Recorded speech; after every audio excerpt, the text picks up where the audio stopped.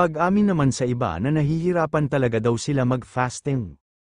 Magandang araw po sa inyong lahat mga ka-viewers, Medeth communities, supporters, fanatics, and Jamdith community, silent independent and marathoners.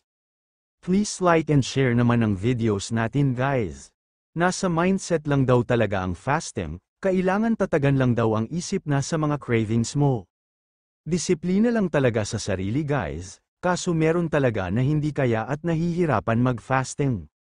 Ang dami naman excited sa magaganap sa February 14.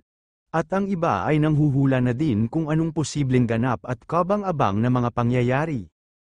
Excited na ang mga senior, at sana daw sobra pa sa kilig ang kanilang maramdaman.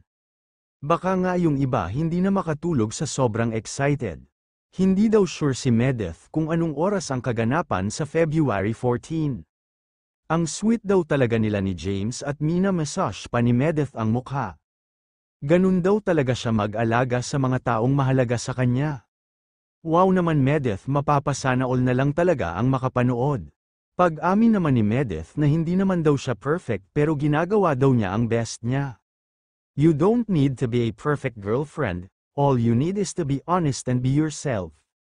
Di bali na daw sila mapuyat sa kahihintay ng live ni Medeth kahit bawal ang mapuyat sa kanila.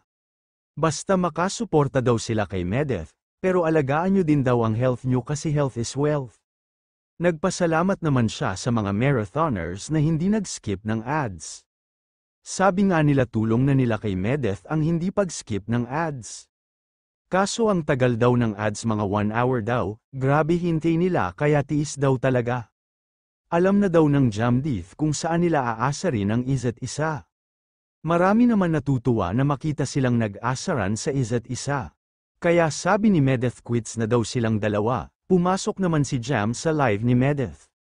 At makita mo na kay Medeth ang pagkakilig na andyan na si Jam.